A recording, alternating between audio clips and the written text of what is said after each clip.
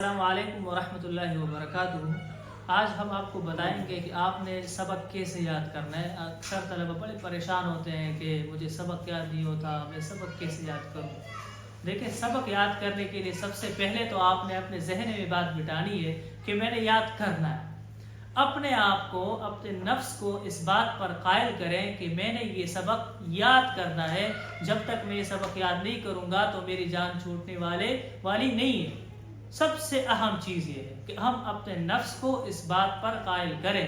اس کے لیے ہم اچھے ماحول میں رہیں، اچھے لوگوں کے ساتھ بیٹھیں، ان طلبہ کے ساتھ ہمارا اٹھنا بیٹھنا ہو جو سبق یاد کرتے ہیں۔ ایسے ماحول میں ہم نہ اٹھے بیٹھیں جس میں سبق یاد نہ کیا جاتا ہو۔ اب جب آپ اچھے ماحول میں بیٹھ گئے ہیں، آپ نے پکا ارادہ کر لیا ہے کہ آپ نے سبق یاد ہی کرنا ہے، تو اب سب سے پہلی بات یہ ہے کہ سبق کو سمجھیں، سبق کو سمجھ کر کے یاد کریں۔ جو سبق آپ سمجھیں گے نہیں وہ آپ کو صحیح یاد نہیں ہوگا، یاد ہو بھی جائے گا، کچھ وقت گزرنے کے بعد آپ بھول جائیں گے۔ اس میں ایک استثناء ہے، ایک چیز ایسی ہے جس کو اگر آپ نہ بھی سمجھیں تو بھی یاد کریں، وہ ہے صرف و نحو کے اسباق۔ درجہ اولیٰ میں جو صرف و نحو کے اسباق ہوتے ہیں تو وہ شروع میں سمجھ نہیں آتے، یا اس طرح منطق بھی جب شروع میں پڑھتے ہیں، تیسیر المنطق کتاب نصاب میں داخل ہے، تو اس کو صرف رٹھا لگائیں آپ، وقت گزرنے کے ساتھ ساتھ انشاءاللہ آپ کو سمجھ آ ہی جائے گا۔ لیکن اس کے علاوہ آپ جو بھی یاد کریں تو یاد کرنے سے پہلے اس کو اچھی طرح سمجھیں۔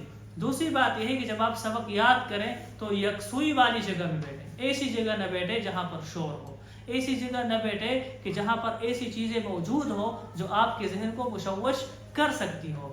اس کے علاوہ آگے تیسرے نمبر پر اہم بات یہ ہے کہ آپ کسی ساتھی کو سنائیں۔ سبق تو آپ نے اکیلے میں یاد کر لیا، لیکن اب سنانا بہت لازمی ہے۔ ایسا نہ ہو کہ ہم سبق یاد کر رہے ہوں، کوئی لفظ میں غلط پڑھ رہا ہوں، غلط یاد کر لیا، رٹا تو لگ چکا ہے، اب وہ لفظ غلط ہو۔ تو اچھا طریقہ یہ ہے کہ سبق یاد کرنے کے بعد اپنے دوست کو، اپنے ساتھی کو سنائیں۔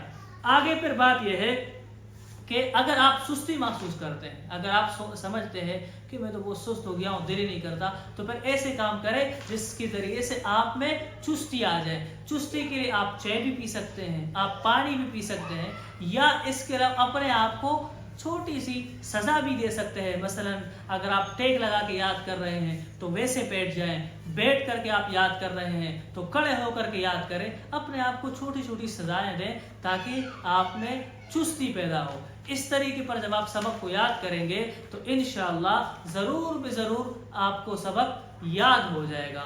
امید ہے آپ ان طریقوں کو انشاءاللہ استعمال کریں گے اور اچھے سے اچھے سبق یاد کریں گے۔